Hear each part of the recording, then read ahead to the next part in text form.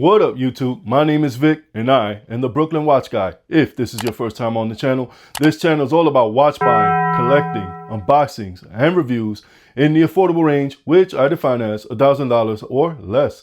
If you're into that, I invite you to stick around, watch the video. If you make it to the end, hit that like button, subscribe, and don't forget that notification bell so you know every time I put a new video up. And folks, today we're going to be doing a watch review on this guy right here. This is the MTM Special OPS Silencer.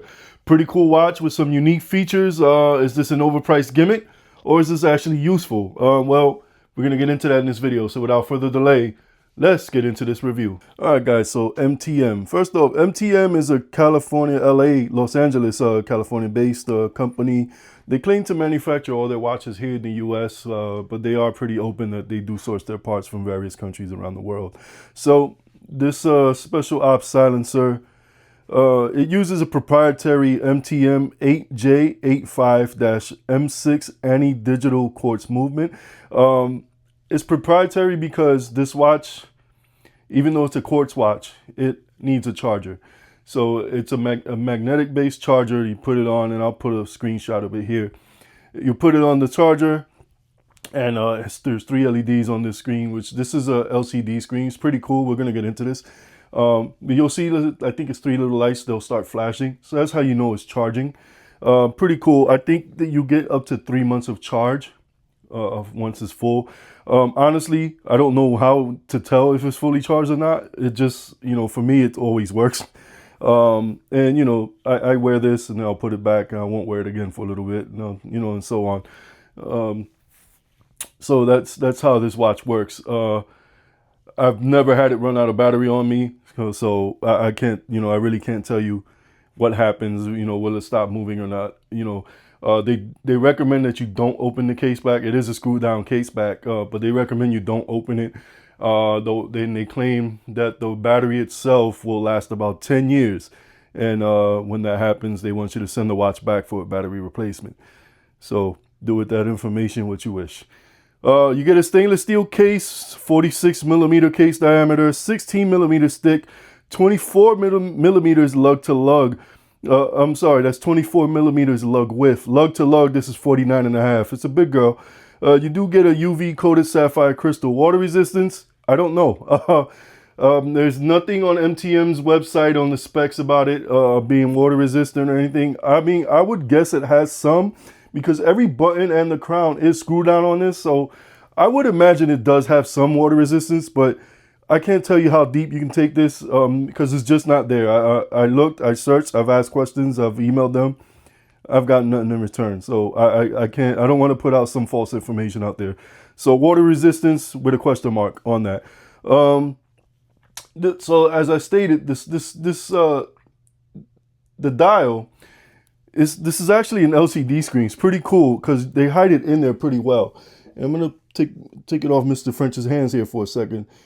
But you get a dual time and a secondary digital time zone with this, which you can actually set independently from the hands. And you do that by activating this top pusher here. That's your date, and that's my secondary time, which it has a 3-second timeout, by the way. But the way you would reset this is you would put the bottom pusher here, and now it will let you reset the time and so on. And this is how you would set the LCD screen. You get your dual time zone as well. Oh yeah, this thing has a bunch of alarms. It took me a long time to figure out how to turn it off. The alarm is loud. It will annoy the hell out of you. It will wake you up in the middle of the night. My apologies, guys. I had to go deal with my dog there for a second. This is, ratcheting bezel here, compass bezel. Feels pretty good. It's not a lot of real estate to grip. You can see it's kind of a thin bezel. This is just like a blasted finish. Pretty cool. The strap. So this is my own strap that I had from an older watch that I used to own that I don't own anymore. This comes on a nylon NATO strap. They're proprietary. Well, not really proprietary, but you can't. So you see the lugs. This isn't a traditional lug. You need an Allen key to remove this and put your straps through. Their straps have like stuff sewn onto it, like branding. so you won't be able to slide them through. And so without that Allen key, you won't be able to change your strap. Even with this one, it's really tight in there. But this isn't the original strap it came with. I do have it. It's just that I bought this guy pre-owned. And the guy that I bought it from, he must have used a really strong cologne, because even after I washed the strap, that smell was still on there, and it's not a particularly good smell. So it's just sitting, sitting in a Ziploc in a box somewhere. Hopefully one day I'll try to air out and get that smell off it. But it's a very unflattering cologne, and I just didn't like it. So I put it on this suede NATO that I had laying around. And it works, and it will charge. Even with the strap on, it will still charge. So that's pretty cool. So some of the features on this guy that people might find gimmicky.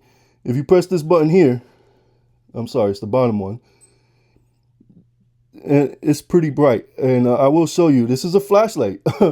It's a watch with a built-in flashlight. These are two LEDs. They're really strong LEDs. And I'll show you a demonstration that I did in my own room. I had blackout curtains in my room, and it's pretty bright. It's not something that you can use for a long period of time. It does time out.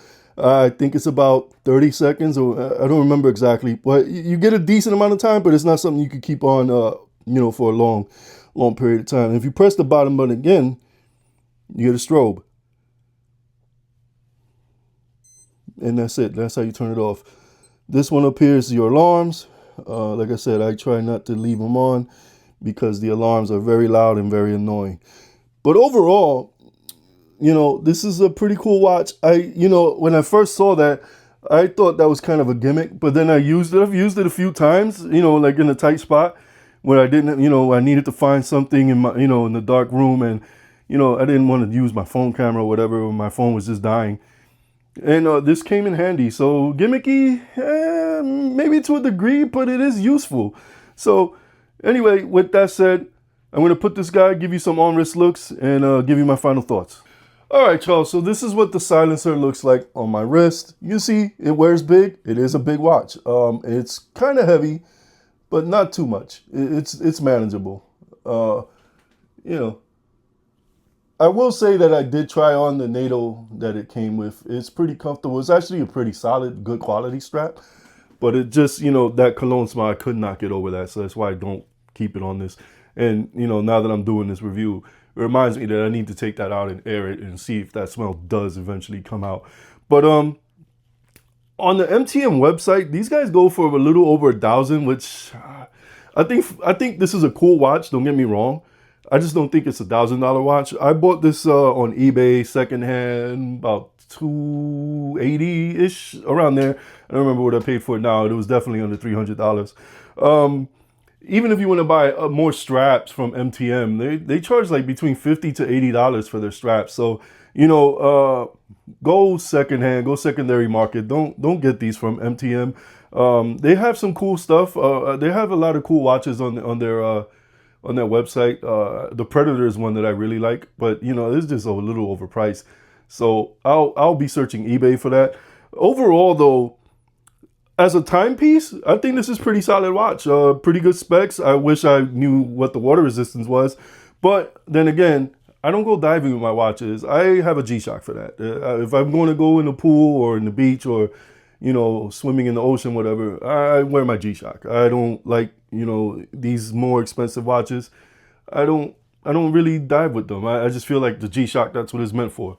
So with that said, guys, I think this is, if you're interested in one of these guys, try to get it secondhand, resale market. Don't get it from MTM. I think you're paying a little too much.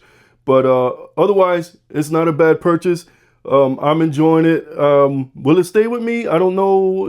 I do tend to sell watches, but I think if I could find a Predator, I will probably sell this one.